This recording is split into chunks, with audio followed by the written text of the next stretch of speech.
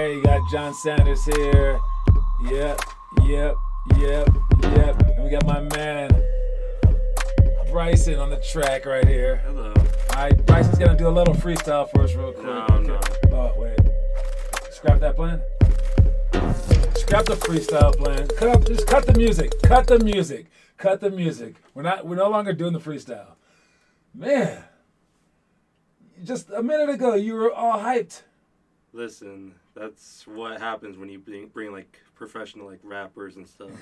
And one moment they're like, "Oh yeah, I'll do something for you." That makes sense. You are pretty big time. You gotta save your voice for the concert. That makes sense. All right, what's up, Connor Rush? What's up, Finn Kaufman?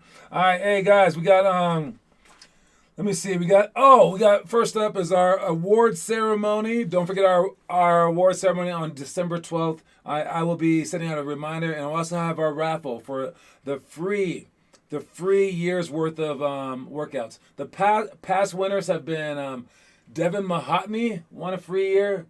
Katrina Schwitweezer, she was the first winner. I forget all the winners, but I do know that my favorite one was Kai Parker. Kai's mom came up to me and she was like, "Yo, Kai is not trying hard enough, and I don't think he's good. He's good for your program. I just don't think." And listen. I know I'm helping you out a lot, but listen, I'm gonna take him out the program, and I will still help you. I'll still help you get hotels and flights and stuff like that. And then so she was dead set on taking him out the program. We did the raffle, and they won a free year. So she was so oh my goodness. And then she wound up keeping him in for a few more years after that. And he actually changed and did a lot better. Oh, that's good. So the raffle saved his whole basketball career. How funny is that? Yeah, that's pretty good. So hopefully we have a cool story this year for the raffle. We'll see who wins. I think I have a second most attendance this year. You are up there. You're at least in the top 5. That's crazy as that is. And you're only going from January to February. I left in March. So in 2 months, Finn Kaufman came more than all of our kids have come so far. Kind of crazy, right? Good job, Finn. Also, when you guys win the or whoever wins the raffle, you also, beyond just getting a free year's worth of membership, you also get $1,000 worth of coins. But both of those, I made it very fun this year. You have to find it. All right. I went somewhere in Broomfield and I dug a hole and I buried it. That's real. Yeah. Real talk. I dug a hole and I buried it. And I'm gonna give you guys a treasure map. Yep, with coordinates and everything. Yeah, just you have to figure it out. And I feel like this will be a nice bonding experience for you and your mom, or maybe you and your dad, or maybe you and a teammate.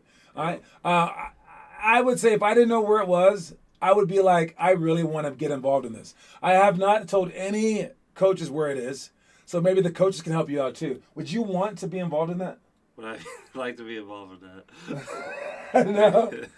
Let's say if someone asked me, hey, can you help me find this? If Jake won and he was like, "Bryson, can you help me find it?" Would you be like, "Nah," or "Yeah"? Sure. You say yeah. Well, there you go. Bryson says he would definitely do it, and he will rap to you the entire time. Don't quote me on that. John, what if someone comes with a metal detector, a random dude, and takes it? I've thought about that as well. He gets a free... And yeah, he gets a pretty cool thing. No, it should be pretty hard for a metal detector to find, too, because I put it somewhere where they wouldn't check with the metal detector. Maybe. I don't know, dude. I think it'll be really fun. I want them to film it. I'm going to ask them to film the whole thing and see if they can do it. What Anyways, if someone guesses and just finds it? Just guesses? Yeah. Then they get a free year's membership. Duh. It's underneath your mailbox. That you have. It's just done. I know. Okay. I thought about that too. I did not do that. All right. Anyways, the other thing is our tournament on the 20th and 21st. We got 4 elementary kids that want to do it, 4 middle schools that want to do it, and that's not enough players. So I've been begging, but now I'm like, okay, so I asked the place, yo, can we just put them together and put them in 6th grade? Our 7th graders aren't amazing. And they said, yeah, sure, whatever. So we might just put those 2 teams together and play 6th grade. And they're still going to, they probably have really good 6th graders. So I'm not sure how that's going to go. But yeah, so that's what we might do unless we can get some last second people. We still haven't had a few people that said that they would sign up. They still have not signed up. Like Zach hasn't signed up and Noah. So that can possibly be. But we don't have any more little kids because Bentley's out of town. So that is what it is. What else do we have here? Connor, you're right. Maybe it's in a lake. It could be in a lake. I can't tell you. All right. Anyways, let's start the show. What do we have here for homework? Homework. Have you been following the homework, Bryson? No. No. Check out the homework, people. All right. There's a lot of homework. Connor, great job with I that see a lot stuff. of Connors, though. It's either Connor or Rohit, period. Rohit, yeah. Yeah, Rohit. it's always Connor and Rohit, and we're Okay. going to try to get it up. I do have another idea that I'm going to start tonight, and I'm going to interview somebody at every single practice, and maybe even have you do it, but it's not just going to be Okay. one question. One question. One interview question per day. It's going to repeat for the next month. And you're just gonna film them and have them answer the question. Then we're going to put that on our show. Okay. So maybe if they're included in the show, Maybe. But either way, these are good questions that I would want people to ask themselves too. Okay. So we're going to try to get more people to watch this show, try to involve them some more. I don't know what we're going to do, but we need to get the homework up because we need to have a better program. So you guys keep going, and then we will keep going on our end as well. All right. Next one is, this guy's special, man. Paolo Banchero. Have you heard of this guy? Paolo Banchero. Have you heard of him? No, don't right? think so, He goes to Duke. And someone's like, have you seen Paolo Banchero? I was like, he sounds like a 1800s outlaw. Yeah. So they sent me a video of him, and I was like, I was right. He's an 1800s outlaw, but living today. This guy is better than LeBron James. Really? At first, I was looking at Amani Bates, and I was like, yo, Amani Bates is great. Then I saw someone else in college. I'm like, oh, yeah, he's amazing. They'll both be all-stars. Then I see this guy, and I'm like, what? He's like Kevin Durant, less skilled than Kevin Durant. Less skilled. But, still up there. More skilled than LeBron James. Okay. As big as LeBron James. As big as LeBron James. And he's playing point guard. And he's bigger than LeBron James. He's 6'10". Is he? He doesn't look So, like it in that here picture. here's a video of Paolo Banchero. Unless this dude gets hurt or something, man, I don't know what to say about this guy, man. He's the real deal. All right. Ability. You're going to see a lot of that from him. Banchero. Wow. Good Banchero. handle. Down on the low block. They want him in that read spot in the short corner. Good pass. Banchero. This is a freshman in college. Close out there by Brooks. How about that? Wow. This event, Duke 6-4 in the Champions Classic. Kentucky 5-5 over the years. Banchero now with 4. Banchero operating out of that elbow where he can get a one-on-one opportunity. Wow. He's just got it all. And just a little jab stance of glass going right back to that play they ran before. Open side, elbow catch. Banchero again. Pins that up against the bucket.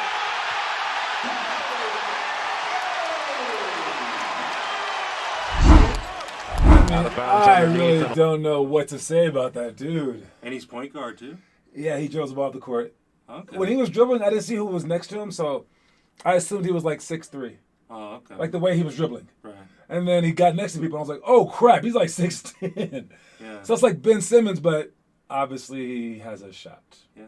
I'm guessing, he mostly just, sets the plays up and stuff like that because, none of those highlights, featured him dribbling the ball. Oh, no, I'm not saying he's a point guard. I'm saying he's like a guard. Guard. He's like Kevin Durant. Okay. Yeah, he's not just a point. LeBron's a point. I get that too. He's not like LeBron. I would say he's like a cross between LeBron and KD.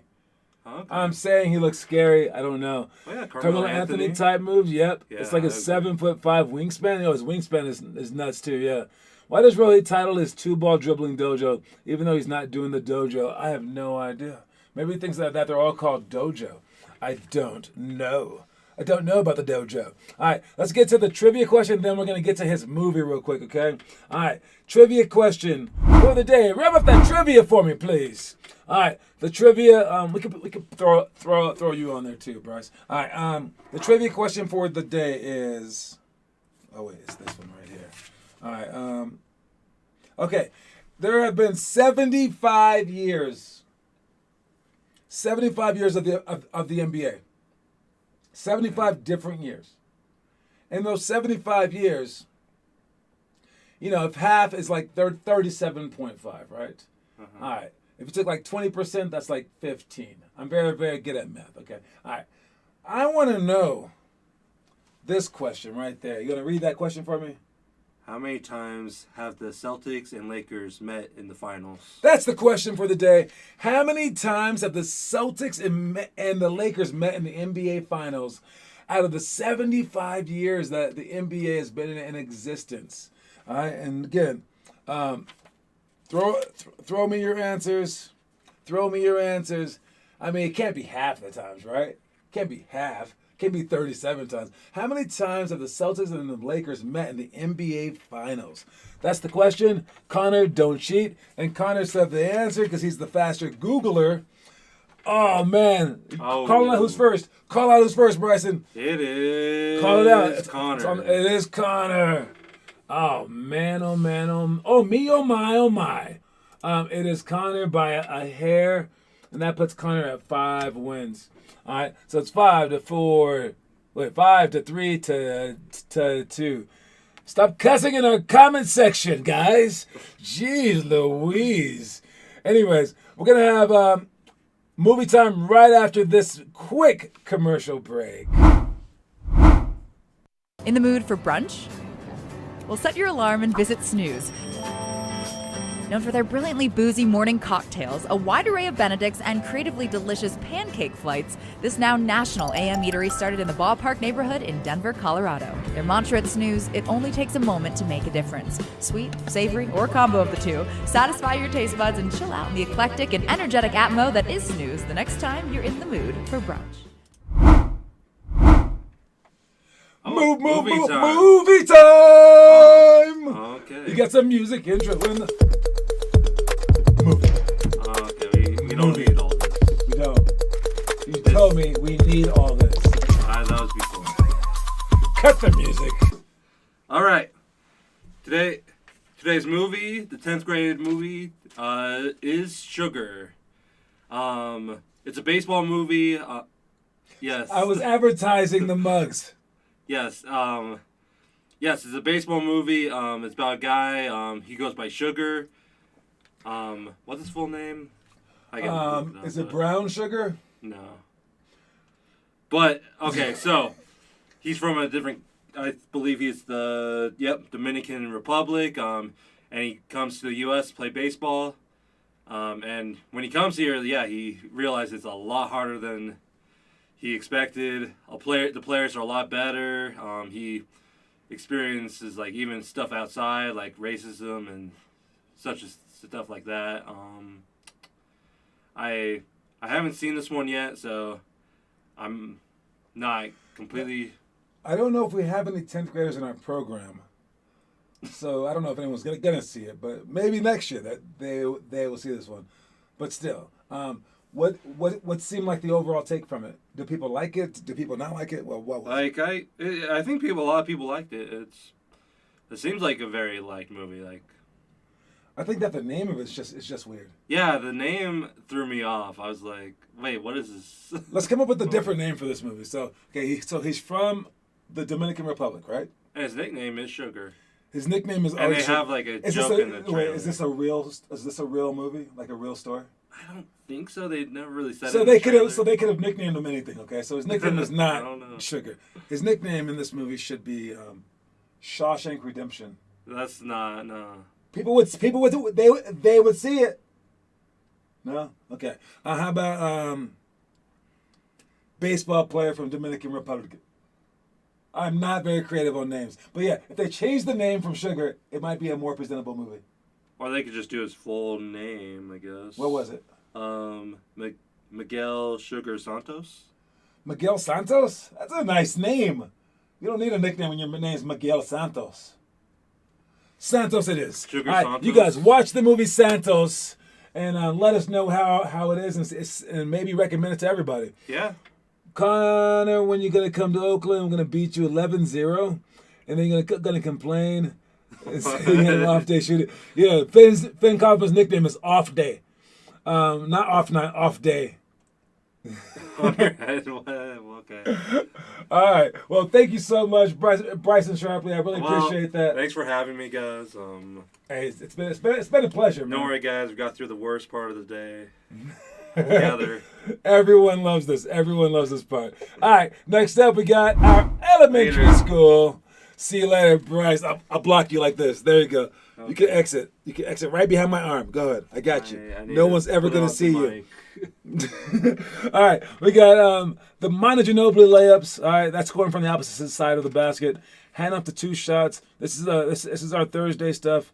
All right. For our team stuff. So when that team stuff starts, I want to go through that stuff as fast as we possibly can. Offensive free throw rebounds. Side right, 0 to 3 seconds down by 3 with free throws, and then 5-on-6 press break. All right.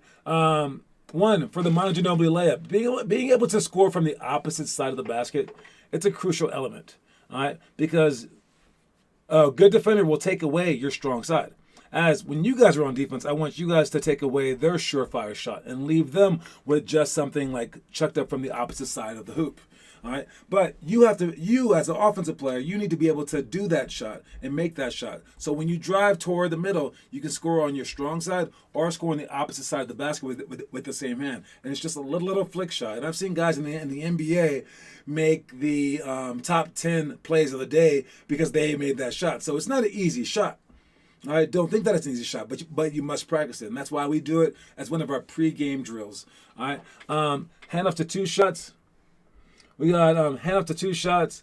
That's practicing our handoff plays because it's hard when we get on defense and you are very equipped with handling someone's, like, let's say pick and roll, right, where you're showing, right. We finally get you guys to show.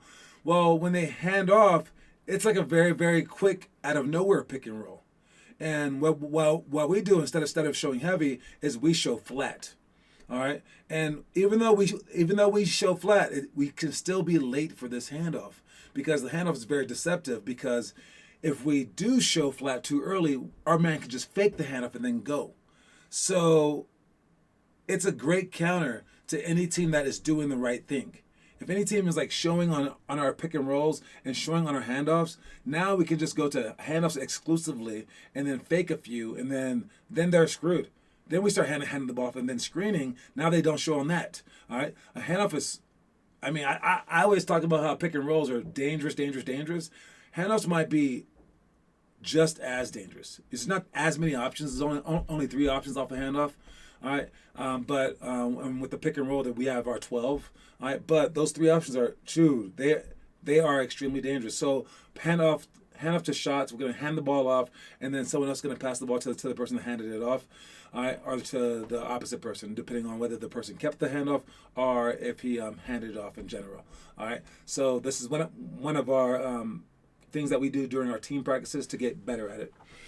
All right, I might see Larry Bird, but not MJ. I don't know what you guys are talking about. All right, offensive free throw rebounds. If you get a rebound off a free throw, man, that's even better than getting a rebound off a regular shot, because especially if they had an N1 or they made their first free throw and then they missed their second, because you get to add even more points to the board than you would have.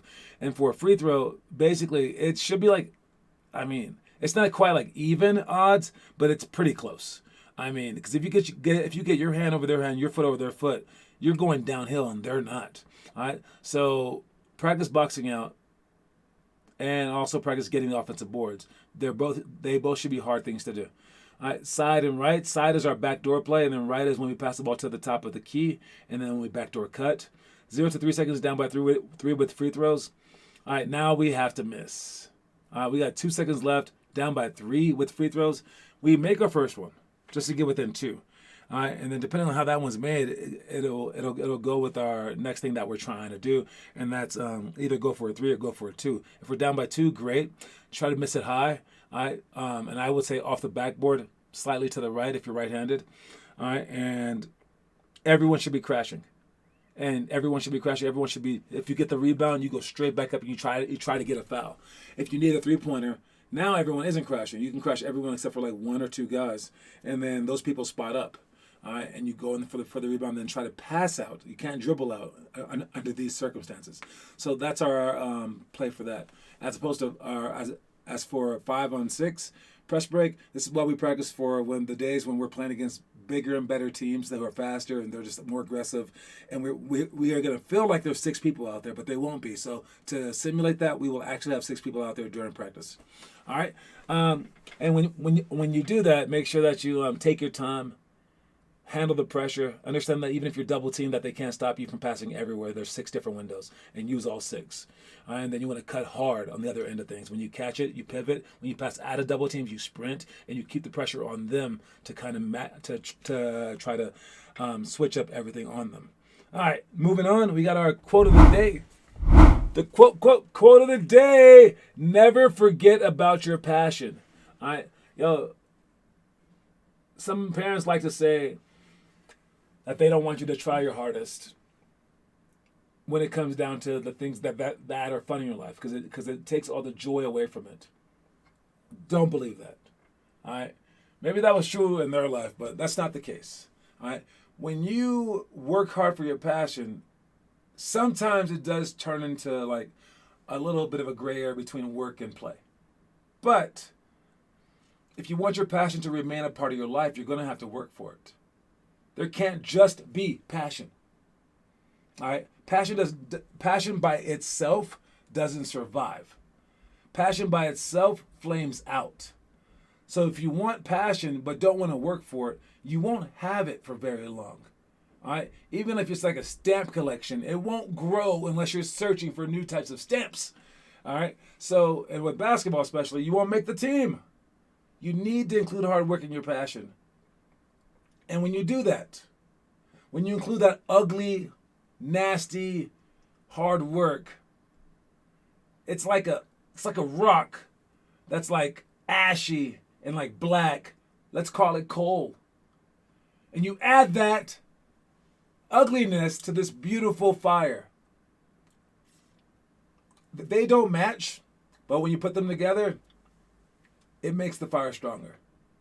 And after you get used to it, that ugliness, it burns away. All right? And that's just a beautiful analogy that I just made up right here. You guys can take that, put it on a poster if you want. But yes, that fire will just get larger and larger and larger, and the work will seem like it's nothing.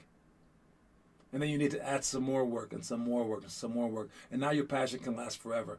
All right? So make sure that you never forget about your passion, especially what once had you like begin the game to begin with. All right? Don't forget about your passion, because you only have one life to live. All right? And if you live it in your way, everyone's going to be jealous of you. When I was in California with all these rich people around me, I remember speaking to them about like what we do for like a living and stuff like that. And I've never felt more rich. And I've always been poor. And it was because I was talking to them and they would say their job. And then I know how much money that they make. But I would say my job and they would be like, they would look at me like they were so jealous.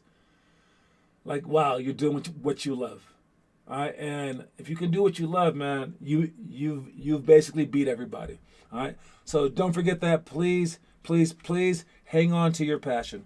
All right. Next one we got is our middle school stuff. We got 2-on-1 break, flares, baseline out of bounds defense, 5-second count extension, 49 seconds down by 3, and then 5-on-5 oldest versus youngest. All right.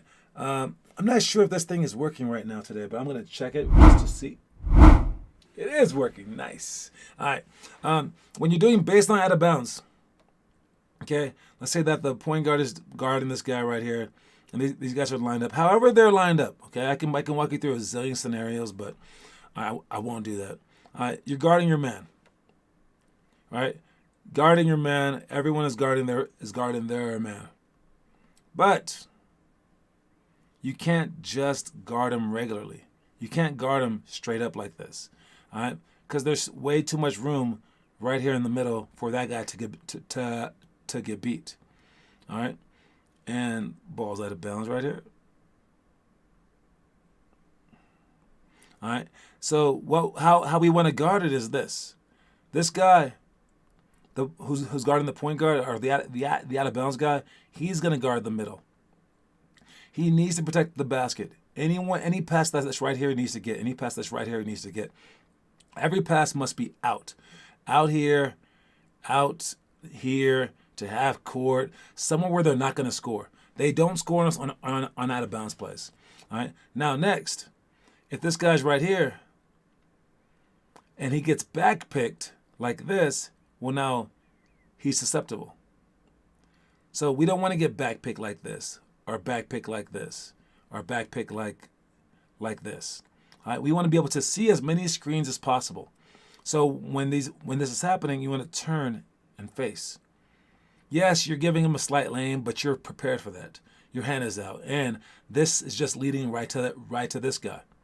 All right, and he should protect that. All right, so you want to turn so you can see as many screens as possible. Even this guy, you want to turn to see as many screens as possible. All right, this guy's kind of an easier job. All right, and this guy right here, turn to see as many screens as possible.